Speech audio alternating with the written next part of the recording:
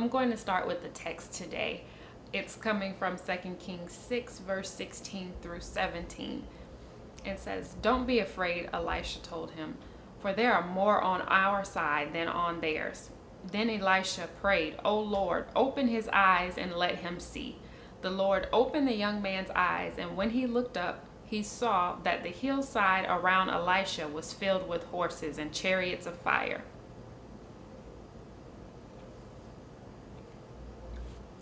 Recently, I went to go see a movie, and this movie was the first movie I've watched in 3D, in third dimension. Of course, as you know, I wear glasses, so I had my regular glasses on during the previews. At one point, a different set of previews came on. These were the 3D previews before the movie. And when the previews started, the 3D versions of the previews, the screen changed. It shifted. The picture was fuzzy. It wasn't clear. It was hazy. So I had to put on the 3D glasses over my real glasses, and then I could see the clear picture and I could get all the different angles and dimensions that was showing. I couldn't get the full feature because I didn't have on the appropriate glasses at the time. We have to adjust our vision sometimes to be able to get the whole picture. Sometimes we're walking in a certain way and we've been moving in the way that we're used to going, and then the picture changes. All of a sudden, there's a different setting around us and we can't see our way out. It's not clear as to what the next move is. There are some things coming that we don't see because we haven't shifted our vision. We haven't upgraded to that next level. We have to change our glasses. Now, in the real world, it's not physical glasses that we're changing, but we need to enhance or step up our spiritual glasses so that we can see everything that God is trying to show us.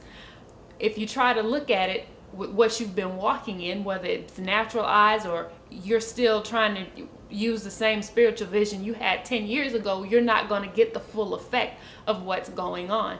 Now, you might say, how do I put on my spiritual 3D glasses, so to speak? There are different ways that we can do that. One is we have to step up our prayer life.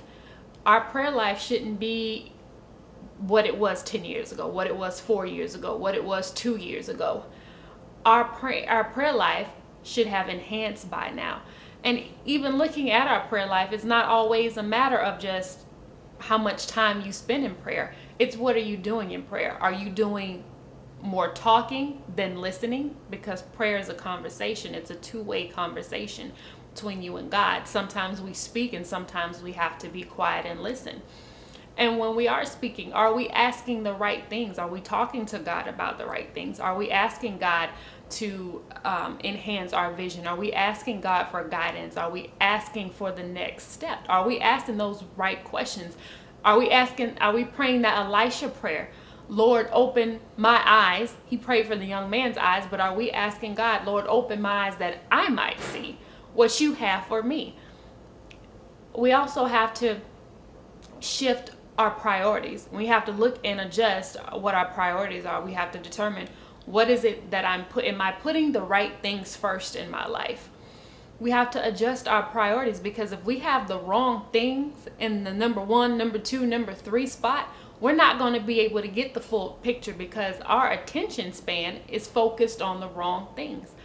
Also, what are you looking at every day? What are you hearing every day?